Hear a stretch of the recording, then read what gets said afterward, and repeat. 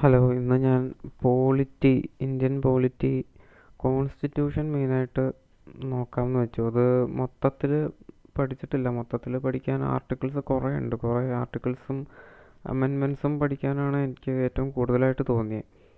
അപ്പോൾ ജസ്റ്റ് അതിൻ്റെ ബേസിക് ഒന്ന് റിവൈസ് ചെയ്യാമെന്ന് വെച്ചു.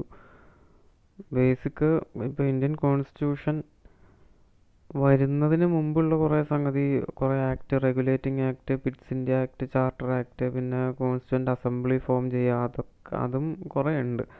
ജസ്റ്റ് അത്രയൊന്നും ഡീപ്പായി പോവാതെ ജസ്റ്റ് ബേസിക് ആയിട്ടുള്ള സംഗതി ഒന്ന് നോക്കി വെക്കാമെന്ന് വെച്ചു. Constituent assembly Indian constitution adopt ചെയ്തത് 26 നവംബർ 1949. അന്നാണ് കോൺസ്റ്റിറ്റ്യൂൻ്റ് അസംബ്ലി ഈ കോൺസ്റ്റിറ്റ്യൂഷൻ അഡോപ്റ്റ് ചെയ്തത്. അത് കെയിം ഇൻ ടു എഫക്റ്റ്, അതായത് അത് പ്രാബല്യത്തിൽ വന്നത് 26 ജാനുവരി 1950.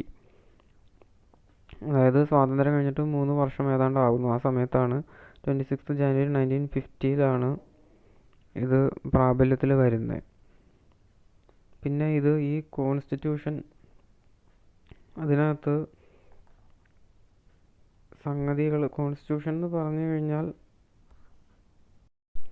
കോൺസ്റ്റിറ്റ്യൂഷൻ എന്ന് പറഞ്ഞു കഴിഞ്ഞാൽ ഒരു ഫണ്ടമെൻ്റൽ പ്രിൻസിപ്പിൾസ്, അതനുസരിച്ച് ഒരു സ്റ്റേറ്റ് അല്ലെങ്കിൽ ഒരു ഓർഗനൈസേഷൻ വർക്ക് ചെയ്യുന്നു. ആ ഒരു ഫണ്ടമെൻ്റൽ പ്രിൻസിപ്പിൾസിനെയാണ് കോൺസ്റ്റിറ്റ്യൂഷൻ എന്ന് പറയുന്നത്. അപ്പോൾ ഈ ഇന്ത്യൻ കോൺസ്റ്റിറ്റ്യൂഷനിൽ ഓരോ പോയിന്റ് ബൈ പോയിന്റ് ആയിട്ട് ഇങ്ങനെ എഴുതി വയ്ക്കും.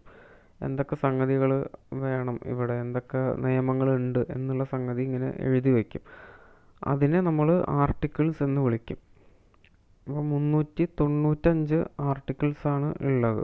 അതിൽ പിന്നെ കുറേ അഡീഷനും സംഗതികളൊക്കെ വന്നിട്ടുണ്ട്. അപ്പോൾ ചില ആർട്ടിക്കിൾസ് ഇപ്പം ഒരു ലെറ്ററൊക്കെ അതിൻ്റെ കൂടെ ഇപ്പോൾ വരും. ഇപ്പോൾ ചിലപ്പോൾ 300ാമത്തെ ഒരു ആർട്ടിക്കിൾ നമ്മൾ അമെൻമെൻറ്റ് വരുത്തി, അല്ലെങ്കിൽ ഒരു അഡീഷൻ വരുത്തി എന്നുണ്ടെങ്കിൽ 300A എന്നിടും. അഡീഷൻ വരുത്തുകയാണെങ്കിൽ അങ്ങനെയൊക്കെ ഒരു ചില വ്യത്യാസമൊക്കെ ഉണ്ടാവും. പൊതുവേ നമ്മൾ പറയുമ്പോൾ 395 ആർട്ടിക്കിൾസ് ഉണ്ടെന്ന് പറയും. ഈ ആർട്ടിക്കിൾസ് തന്നെ ഓരോ പാർട്ടായിട്ട് ഇങ്ങനെ ഈ കോൺസ്റ്റിറ്റ്യൂഷൻ മൊത്തത്തിൽ ഇങ്ങനെ ഡിവൈഡ് ചെയ്തിട്ടുണ്ട്. അതായത് പാർട്ട് വൺ എന്ന് പറയുന്നത് ഇന്ത്യ ആൻഡ് ഇറ്റ്സ് ടെറിട്ടറീസ്. അപ്പോൾ India and it's territory, union and it's territory, അതായത് ഇന്ത്യയുടെ ടെറിട്ടറി ഏതൊക്കെയാണെന്ന് പറയുന്ന ആർട്ടിക്കിൾസ് ഉൾപ്പെടുന്ന ഭാഗത്തിനെ പാർട്ട് 1 എന്ന് വിളിക്കണം. പാർട്ട് 1 ആർട്ടിക്കിൾ 1 to 4 ഇതിനെപ്പറ്റിയാണ് സംസാരിക്കുന്നത്. അതിലിപ്പോൾ എക്സാമ്പിൾ, അതിലിപ്പോൾ ചിലപ്പോൾ പറയും ഇന്ത്യ ഒരു യൂണിയൻ ഓഫ് സ്റ്റേറ്റ്, കുറേ സ്റ്റേറ്റുകളുടെ യൂണിയനാണ്, അതിൽ ഇന്ന ബൗണ്ടറി ഉണ്ട്, അങ്ങനെയുള്ള കാര്യങ്ങളൊക്കെ ഇങ്ങനെ പറയും. ആ സ്റ്റേറ്റുകളുടെ പേരെന്തൊക്കെയാണ് അതൊക്കെ പറയുന്നുണ്ട്. അത് ഏത് ഷെഡ്യൂളിലാണ് അത് പറയുന്നത് എന്നുള്ള സംഗതിയൊക്കെ അതിനകത്ത് എഴുതി വയ്ക്കും. പിന്നെ ഇതുപോലെ ഇപ്പോൾ പാർട്ട് 2, അടുത്തൊരു എക്സാമ്പിൾ എടുക്കുകയാണെങ്കിൽ പാർട്ട് 2 സിറ്റിസൺഷിപ്പ്, ആർട്ടിക്കിൾസ് 5 to 11 സിറ്റിസൺഷിപ്പിനെ പറ്റിയാണ് പറയുന്നത്. അപ്പോൾ ആ ഒരു 5 തൊട്ട് 11 വരെയുള്ള ആർട്ടിക്കിൾസിനെ നമ്മൾ പാർട്ട് 2 എന്ന് വിളിക്കുന്നു. അതിൽ ഇന്ത്യൻ സിറ്റിസൺഷിപ്പ്, ആർക്കൊക്കെയാണ് സിറ്റിസൺഷിപ്പ് കിട്ടുന്നത്, ആർക്കൊക്കെ സിറ്റിസൺഷിപ്പിൻ്റെ നിയമങ്ങൾ എന്തൊക്കെ, ജനിച്ച ആൾക്കാർക്ക്, ഇപ്പോൾ ഇന്ത്യയിൽ ജനിച്ച ആൾക്കാർക്ക് സിറ്റിസൺഷിപ്പ് കിട്ടും. അത് ഏതൊരു ആർട്ടിക്കിളിൽ ഇങ്ങനെ വരുന്നുണ്ട്. പിന്നെ വേറൊരു രാജ്യത്തിലേക്ക് പോവുകയാണെങ്കിൽ ഇവിടുത്തെ സിറ്റിസൺഷിപ്പ് പോകും. അങ്ങനെയുള്ള സംഗതികൾ പറയുന്നു. ജസ്റ്റ് ഒരു എക്സാമ്പിൾ പറഞ്ഞതാണ്. അങ്ങനത്തെ രീതിയിൽ പറയുന്നതാണ് ഈ പാർട്ട് 2 ആർട്ടിക്കിൾസ്. അങ്ങനെ 22 പാർട്ടുകളുണ്ട്. 395 ആർട്ടിക്കിൾസും ഡിവൈഡ് ചെയ്തിരിക്കുന്നത് ഇങ്ങനെ പാർട്ടായിട്ട് 22 പാർട്ടായിട്ടാണ് ഡിവൈഡ് ചെയ്തിരിക്കുന്നത്. പിന്നെ അത് കൂടാണ്ട് ഈ ഷെഡ്യൂൾസ് എന്ന് പറഞ്ഞു കഴിഞ്ഞാൽ ഇപ്പോൾ ഒരു ബുക്കിൻ്റെ അവസാനം വരുന്ന അപ്പൻഡിക്സ് പോലെയാണ്.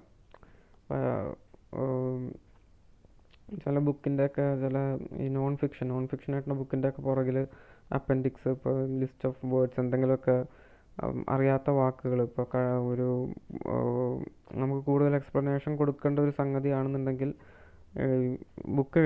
ബുക്കിൻ്റെ മെയിൻ ഭാഗത്ത് അങ്ങനെ ഒരു വാക്ക് വരുമ്പോൾ അവിടെ ഒരു എന്താ പറയുക, ഒരു സൂപ്പർ സ്ക്രിപ്റ്റ് ഇട്ടിട്ട് അവിടെ ഒരു നമ്പറോ എന്തെങ്കിലും ഇടും.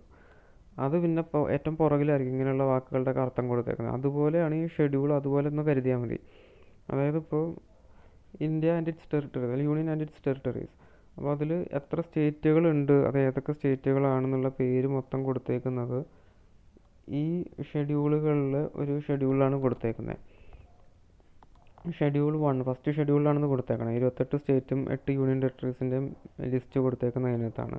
പിന്നെ ഷെഡ്യൂൾ 2-ൽ ഈ ഗവൺമെൻറ് ഒഫീഷ്യൽസിൻ്റെ സാലറി, പ്രസിഡൻറ്റ്, ഗവർണർ അവരുടെയൊക്കെ സാലറി, പിന്നെ എന്താ പറയുക, സ്പീക്കറുടെ സാലറി, അങ്ങനത്തെ സംഗതികളൊക്കെ. പിന്നെ തേർഡ് ഷെഡ്യൂളിൽ forms of oaths and affirmation of members of legislatures, ministers and judges. എന്തൊക്കെ ഓത്താണ് എടുക്കുന്നത്, എന്തൊക്കെ പ്ലെഡ്ജാണ് ഈ മിനിസ്റ്റേഴ്സും ജഡ്ജസും ഒക്കെ അവരുടെ സ്ഥാനത്തിരിക്കുന്നതിന് മുമ്പ് എടുക്കണ്ടേ എന്നുള്ളതിൻ്റെ ഡീറ്റെയിൽസ് കൊടുത്തേക്കുന്ന ഒരു ലിസ്റ്റാണ് അവിടെ തേർഡ് ഷെഡ്യൂളിൽ കൊടുത്തേക്കുന്നത്. അങ്ങനെ 12 ഷെഡ്യൂളാണുള്ളത്. ഇതിപ്പോൾ ഈ കോൺസ്റ്റിറ്റ്യൂഷൻ ഉണ്ടാകുന്ന സമയത്ത് 8 ഷെഡ്യൂൾസേ ഉണ്ടായിരുന്നുള്ളൂ. പിന്നെ ഉൾപ്പെടുത്തിയതാണ്, പിന്നെ കൂട്ടിച്ചേർത്തതാണ് ഈ 12 ഷെഡ്യൂൾസ്. അപ്പോൾ ഇതിലിപ്പോൾ ചോദ്യങ്ങൾ പലയിടത്തുനിന്ന് ഇങ്ങനെ വരുന്നുണ്ട്. അത് മൊത്തം കാര്യമായിട്ട് നോക്കിയാൽ അത് എനിക്കെന്തെങ്കിലും പറയാൻ പറ്റുമോ? ഞാൻ അത്രയും കാര്യമായിട്ട് അങ്ങനെ നോക്കിയിട്ടില്ല. ഇപ്പോൾ ആദ്യത്തെ കുറച്ച് ഭാഗങ്ങൾ പഠിച്ചിട്ടുണ്ട്. പാർട്ട് 1, പാർട്ട് 2, പാർട്ട് 3 ഒക്കെ എപ്പോഴെങ്കിലുമൊക്കെ നോക്കിയിട്ടുണ്ട്. പിന്നെ അങ്ങോട്ട് വരുന്ന ചില പാർട്സൊക്കെ കുറച്ച് കട്ടിയായിട്ടുള്ള പാർട്സാണ്. അപ്പോൾ അവിടെ നിന്നൊക്കെ ചോദ്യം വന്നു കഴിഞ്ഞാൽ എങ്ങനെയാണ് അത് ഏതൊക്കെയാവും ഇമ്പോർട്ടൻ്റ് എന്നൊന്നും പറയാനറിയില്ല. പിന്നെ ഞാൻ പഠിച്ചിട്ടുള്ളത് റിട്സ് പഠിച്ചിട്ടുണ്ട്. നമുക്കിപ്പോൾ റിട്സിനെ പറ്റി പറയുകയാണെങ്കിൽ മെയിനായിട്ട് കോടതികൾ പുറപ്പെടുവിക്കുന്ന ചില കമാൻഡ്സിനെയാണ് റിട്സ് എന്ന് പറയുന്നത്. Form of written command in the name of a court or other legal authority to act or abstain from acting in a particular way. അതായത് കോടതികൾ അല്ലെങ്കിൽ വേറെ ഏതെങ്കിലും ലീഗൽ അതോറിറ്റി ഉള്ള ഒരു സ്ഥാപനം, കോടതി അല്ലെങ്കിൽ കോടതി പോലത്തുള്ള വേറെ സ്ഥാപനങ്ങൾ പുറപ്പെടുവിക്കുന്ന റിട്ടൺ കമാൻഡിനെയാണ് റിട്സ് എന്ന് പറയുന്നത്. അപ്പോൾ റിട്ടുകൾ 5 തരത്തിലുള്ള റിട്സാണ്. ഇത് പിന്നെ 5 ഉള്ളത് കാരണം പിന്നെ നമുക്ക് പെട്ടെന്ന് പഠിക്കാൻ പറ്റും. ഈ 5 റിട്സും എഴുതിയിരിക്കുന്നത്, അതിൻ്റെ പേരുകൾ ലാറ്റിൻ ഭാഷയിലാണ് എഴുതിയേക്കുന്നത്. അതിൻ്റെ ഹിസ്റ്ററി എന്താണെന്ന് അറിയില്ല, എന്തുകൊണ്ടോ ലാറ്റിൻ ഉപയോഗിച്ചൊന്നും അറിയില്ല. ഈ ഫസ്റ്റ് റിട്ടിൻ്റെ പേര് ഹേബിയസ് കോർപ്പസ്. അത് ഹേബിയസ് കോർപ്പസ് കുറേ കൂടെ ഫേമസ് ആണ്, എവിടെയെങ്കിലുമൊക്കെ നമ്മൾ കേട്ടിട്ടുണ്ടാകും. ഹേബിയസ് കോർപ്പസിൻ്റെ അർത്ഥം, literal meaning, you may have the body.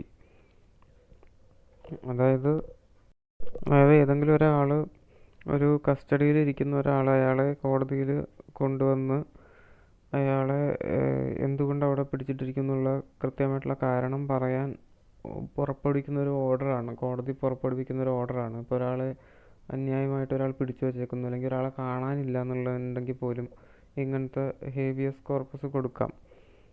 അയാളെ ഇപ്പം ഇല്ലീഗലായിട്ട് ഒരാളെ പിടിച്ചിടുകയാണെന്നുണ്ടെങ്കിൽ അയാളുടെ വക്കീലിന് വേണമെങ്കിൽ ചെന്ന് പറഞ്ഞ് ഹേബിയസ് കോർപ്പസ് ചോദിച്ചു കഴിഞ്ഞാൽ കിട്ടുകയാണെങ്കിൽ അയാളെ കോടതിക്ക് മുമ്പിൽ കൊണ്ടുവന്ന് വിസ്തരിക്കണം, എന്തുകൊണ്ട് അയാളെ പിടിച്ചിട്ടു എന്നുള്ളത് പറയണം. You may have the body എന്നാണ് അതിൻ്റെ ഒരു ലിറ്ററൽ മീനിങ്. പിന്നെ രണ്ടാമത്തത് മാൻഡമസ് എന്ന് പറഞ്ഞാൽ വി കമാൻഡ് എന്നുള്ളതാണ് പറയുന്നത്. അത് മെയിനായിട്ട് ഇപ്പോൾ ഒരു ഹയർ കോർട്ട് ഏതെങ്കിലും ഒരു ലോവർ കോർട്ടിന് അല്ലെങ്കിൽ ഒരു പബ്ലിക് അതോറിറ്റിക്ക് കൊടുക്കുന്ന ഒരു റിട്ടാണിത്. ഹയർ കോർട്ട് അല്ലെങ്കിൽ ഏതെങ്കിലും ഒരു ഹയർ ജുഡീഷ്യൽ ബോഡി ഒരു ലോവർ കോർട്ടിന് അല്ലെങ്കിൽ ഒരാൾക്ക് കൊടുക്കുന്ന ഒരു റിട്ട്. അതിൽ പറയുന്നത് അയാളുടെ അടുത്ത് അല്ലെങ്കിൽ ആ ഒരു ലോവർ കോർട്ടിൻ്റെ അടുത്ത് ഒരു പെർട്ടിക്കുലർ ഡ്യൂട്ടി അവർ ചെയ്യുന്നില്ലെങ്കിൽ അത് ചെയ്യുക എന്ന് അവരോട് പറയുന്നൊരു റിട്ടാണ് മാൻഡമസ്. അതായത് ഒരു ഡ്യൂട്ടി അവർ ചെയ്യുന്നില്ല എന്നുണ്ടെങ്കിൽ അത് നിങ്ങൾ ഈ ഡ്യൂട്ടി ചെയ്യണം, അതാണ് നിയമം, അങ്ങനൊരു നിയമമാണ് ഞങ്ങളിപ്പോൾ പറയണത് അന്ന് പറയുന്ന ഒരു സംഗതിയാണ് മാൻഡമസ്, വി കമാൻഡ്. പിന്നെ സെഷററി ടു ബി സർട്ടിഫൈഡ്. അതായത് ഇപ്പോൾ ഒരു ലോവർ കോർട്ട് എന്തെങ്കിലും ഒരു നിയമം പുറപ്പെടുവിച്ചു, അത് ഹയർ കോർട്ട് ആ ഒരു നിയമത്തിനെ ഖണ്ഡിച്ചുകൊണ്ട് ക്വാഷ് ചെയ്തുകൊണ്ടുള്ളൊരു ഓർഡറാണ് ഈ സെഷററി. അതിപ്പം ഒരു ലോവർ കോർട്ട് ഇങ്ങനെ വിധിച്ചു എന്നുണ്ടെങ്കിൽ ഹയർ കോർട്ടിൽ പോയിട്ട് അതിൻ്റെ നേരെ ഓപ്പോസിറ്റുള്ള വിധി വേണമെങ്കിൽ മേടിക്കാം. അതിനെ പറയുന്നതാണ് ഇപ്പോൾ ഈ സെഷററി ഇത് ടു ബി സർട്ടിഫൈഡ്. പിന്നെ പ്രൊഹിബിഷൻ എന്നുള്ളത് സ്റ്റേ ഓർഡർ. അത് സ്റ്റേ ചെയ്യുന്ന ഇപ്പോൾ എന്തെങ്കിലും ഇപ്പോൾ ഒരു ലോവർ ബോഡി എന്തെങ്കിലും ഒരു സംഗതി ഓർഡർ ഇട്ടു, അത് അവരുടെ പരിധിയിൽ വരുന്ന സംഗതി അല്ല, അവരുടെ ലിമിറ്റ് വിട്ടു പോവുകയാണ് എന്ന് കാണുകയാണെങ്കിൽ ഒരു ഹയർ കോർട്ടിൽ അത് പറയാം, ഇങ്ങനെ ചെയ്യാൻ പാടില്ല എന്ന് പറയുന്നതാണ് പ്രൊഹിബിഷൻ.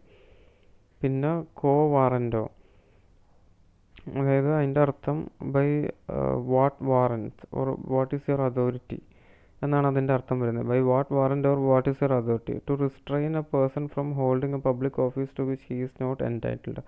ഒരാൾക്കിപ്പോൾ ഒരു പബ്ലിക് ഓഫീസിലിരിക്കുന്ന ഒരു സ്ഥാനത്തിരിക്കുന്ന ആൾ, അയാൾക്ക് ആ ഒരു പബ്ലിക് ഓഫീസിലിരിക്കാനുള്ള അധികാരമില്ല, അയാൾക്ക് അതിനുള്ള അവകാശമില്ല എന്ന് പറഞ്ഞുകൊണ്ട് അയാളെ മാറ്റുന്നതിനാണ് ഈ കോ വാറൻറ്റോ എന്നുള്ള റിട്ട് ഉപയോഗിക്കുന്നത്. ഈ 5 റിട്ട് പഠിക്കാൻ കുറച്ചും കൂടെ എളുപ്പമാണ്. ഈ സംഗതി എന്താ ജസ്റ്റ് ഒന്ന് മനസ്സിലാക്കി കഴിഞ്ഞാൽ ചോദ്യങ്ങൾ വന്നാൽ മിക്കവാറും പെട്ടെന്ന് കണ്ടെത്താൻ പറ്റും. പക്ഷെ കൂടുതലും വരുന്നത് എനിക്ക് തോന്നുന്നു ഈ ആർട്ടിക്കിൾസിൽ നിന്നാണ് വരുന്നത്. കുറച്ചും കൂടെ ടഫായിട്ടുള്ള ക്വസ്റ്റ്യൻസ് അവിടെ നിന്നാണ്. ആർട്ടിക്കിൾസ് ഏതൊക്കെ ആർട്ടിക്കിൾസാണ് ഇപ്പോൾ വരുന്നത്? ഇപ്പോൾ ഇന്ത്യക്ക് ഒരു പ്രസിഡന്റ് ഉണ്ടാവണം എന്ന് പറയുന്ന ആർട്ടിക്കിൾ ഏതാണ്? അല്ലെങ്കിൽ പ്രൈം മിനിസ്റ്റർ ഉണ്ടാവണം എന്ന് പറയുന്ന ആർട്ടിക്കിൾ ഏതാണ്? പിന്നെ ഏത് അമെൻമെൻറ്റ് വഴിയാണ് ഇന്ന ഒരു നിയമം വന്നത്? ഇപ്പം പ്രിയാമ്പിളിൽ സോഷ്യലിസ്റ്റ് എന്നുള്ള വാക്ക് ഏത് അമെൻമെൻറ്റ് വഴിയാണ് വന്നത്, അത് ഏത് വർഷമാണ് വന്നത്, അങ്ങനെ പഠിക്കേണ്ടി വരും, കാര്യമായിട്ട് പഠിക്കേണ്ടി വരും.